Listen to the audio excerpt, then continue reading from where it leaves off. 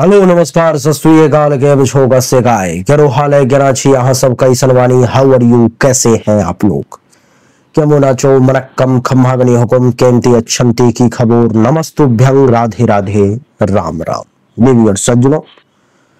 आज के इस वीडियो में मैं राजा मिश्रा चर्चा करने जा रहा हूं वृश्चिक राशि के बारे में। वृश्चिक राशि वाले लोगों का नवंबर का महीना आखिर कैसा रहेगा, किस मामले में बढ़िया रहेगा, किस मामले में खराब रहेगा, इसी विषय पर मैं आज के इस वीडियो में हमारी चर्चा होगी, जिसमें आपको पहले ग्रह की स्थिति से अवगत करवा देता हूं, फिर उसके फल को बताने का प्रयास करूंगा।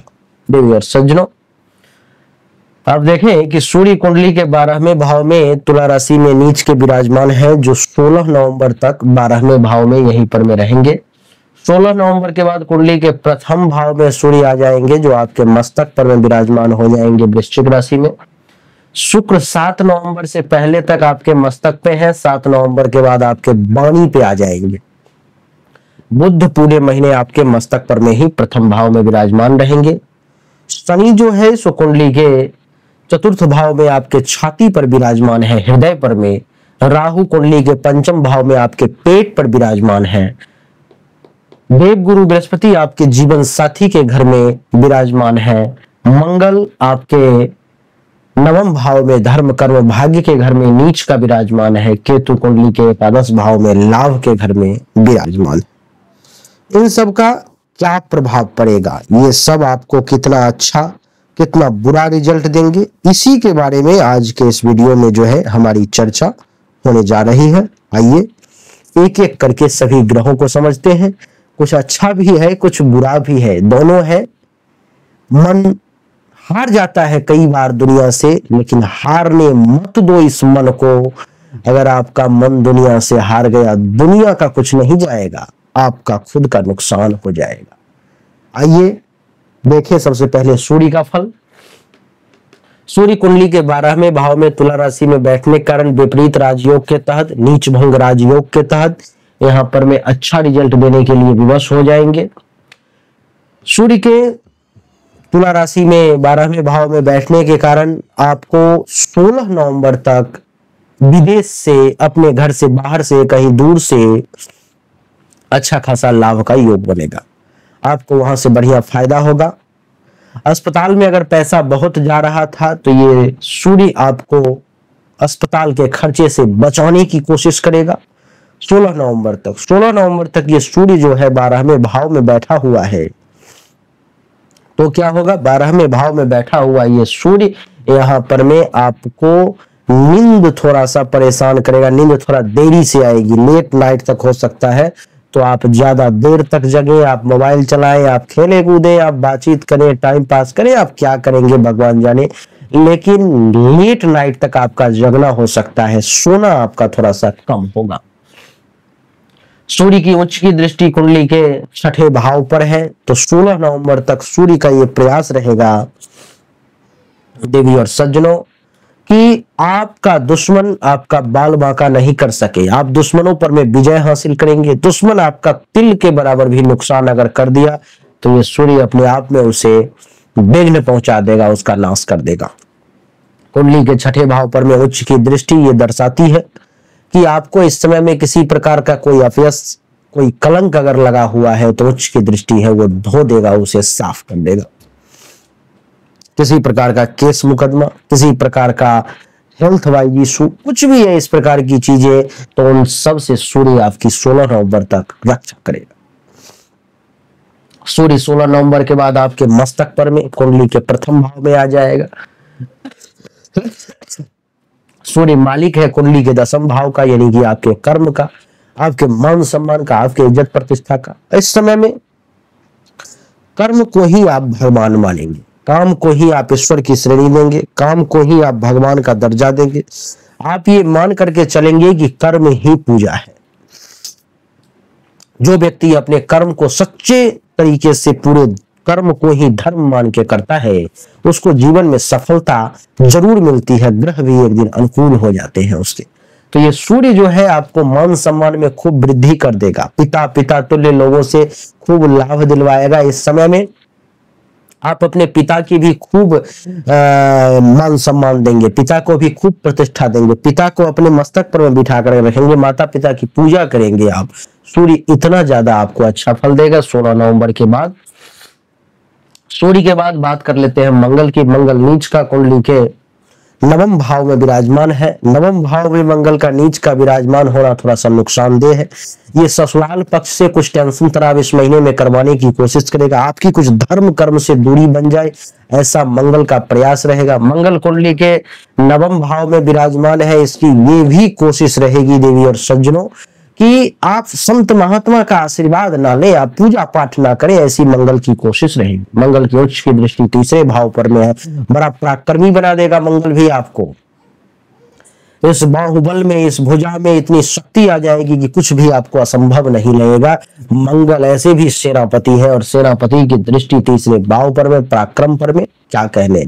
धैर्य भी आपका बड़ा मजबूत होगा। गुप्त शत्रु अगर आपको डैमेज करने का प्रयास करता है, ये मंगल धिज्जी उड़ा देगा उसकी, उसको नानी याद दिला देगा आपके गुप्त शत्रु को। छोटे भाई बहन से भी कुछ लाभ दिलवाए।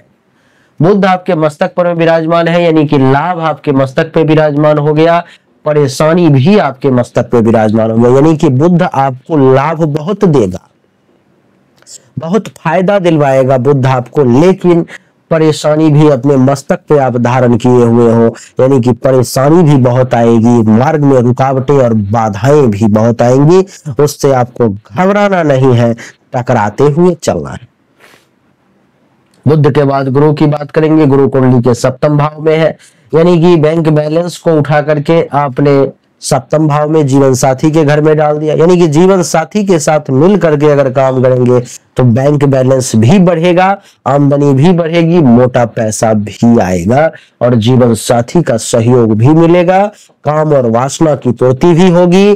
डेली का अगर कुछ काम है, दैनिक रोजगार व्यवसाय से संबंधित अगर कुछ काम है, तो उसके रिगार्डिंग भी आपको अच्छा खासा लाभ मिलने का योग जो है सो बनता हुआ नजर आ रहा है। देवी सज्जनों, गुरु के बाद शुक्र की बात करेंगे। शुक्र कुंडली के प्रथम भाव में विराजमान है। शुक्र कुंडली के प्रथम भाव में विराजमान 7 नवंबर तक आपके चेहरा पर में है। चेहरा चमक करके इतना सुंदर दिखाई देगा कि लोग आपके चेहरे को देख करके ही आपकी तरफ आकर्षित हो जाएंगे। आपके चेहरे पर में इतना चमक और इतना तेज होगा। शुक्र तो ऐसे भी आकर्षण का केंद्र होता है, आप आकर्षित कर लेंगे लोगों को। पुरुष है तो महिला को, महिला है तो पुरुष को, अथवा आप एक दूसरे को आकर्षित कर लेंगे। इतना चमक होगा आपके तेज में। 7 नवंबर के बाद जब शुक्र कुंडली के दूसरे भाव में चला जाएगा देवी और सज्जनों, तो आप ये मान करके चले कि आपके बैंक बैलेंस में वृद्धि होने लगेगी, पैसा ज्यादा आने लगेगा, पैसा ज्यादा जमा भी होगा। शुक्र का वाणी पे, जिस व्यक्ति के वाणी पे शुक्र बैठ जाए, उस व्यक्ति के वाणी में वशीकरण सिद्ध हो जाता है। यानी कि वो जो बोल देगा अगला व्यक्ति उसे काट नहीं पाएगा। यानी कि 7 नवंबर के बाद इस शुक्र के कारण आपके वाणी में वशीकरण आ गया है। आप जो बात करेंगे, आप जो बोलेंगे, लोगों को वो मानना पड़ेगा। लोग वो मानेंगे, चाहे कुछ भी हो जाए उनको मानना ही होगा। पड़ोसी भी जो है वो भी आपकी बात को सुनेंगे, पड़ोसी भी आपको लाभ देने का प्रयास करेंगे। और आपको बता दूं, परिवार का भी फुल सपोर्ट आपको शुक्र देगा। शनि कुंडली के चौथे भाव में कुंभ राशि में, अपनी ही राशि में है। हाँ, तो कुंभ राशि में तो ऐसे भी शश योग बन जाता है, शश नामक पंच महापुरुष राजयोग है। तो आपके लिए वृश्चिक राशि वाले पंच महापुरुष राजयोग के तहत आपको इस समय में हो सकता है, इस महीने में कुछ जमीन, मकान, गाड़ी से संबंधित, अचल संपत्ति से संबंधित आप कोई निर्णय लें, ऐसा मुझे संभव होता हुआ दिखाई दे रहा है। शनि के बाद बात करेंगे राहु की। तो राहु कुंडली के पंचम भाव में है। कुछ लव अफेयर वगैरह का योग है, कुछ प्रेम प्रसंग वगैरह नया तरीके से आपका शुरू हो सकता है। वैसे सफल नहीं होगा, वो बातें चलती रहेंगी, आगे बढ़ेंगी, बहुत आगे तक नहीं जाएंगी। वो होगा अफेयर और फिर कुछ समय बाद वो समाप्त हो जाएगा। वो राहु आपको कुछ जुआ, सट्टा, लॉटरी वगैरह, गेमिंग वगैरह से अगर आप उस क्षेत्र में इंटरेस्ट रखते हैं, शेयर मार्केट वगैरह में, तो आपको लाभ दे सकता है। ऐसी राहु की स्थिति है।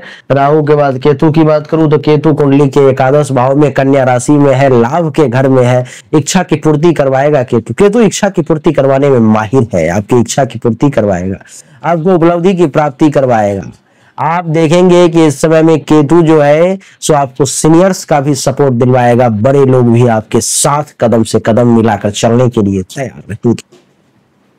तो देवी और सज्जनों, वृश्चिक राशि वालों के लिए नवंबर 2024 की यही थी कहानी, जो बड़ा संक्षिप्त में आपने सुनी मेरी जुआनी। आप सभी ने इस वीडियो को सुना, इतना प्यार दिया, इसके लिए मैं आपको कितना कहूं वो शब्द कम होगा, जितने दिल से मैं आपको धन्यवाद देता हूं। आपने अगर अभी भी वीडियो को लाइक नहीं किया है तो मेरा विनम्र निवेदन की लाइक कर दें, चैनल को सब्सक्राइब करके इसके बेल आइकन के बटन को दबाएं ताकि आपको हमारा आगे भी वीडियो मिल सके।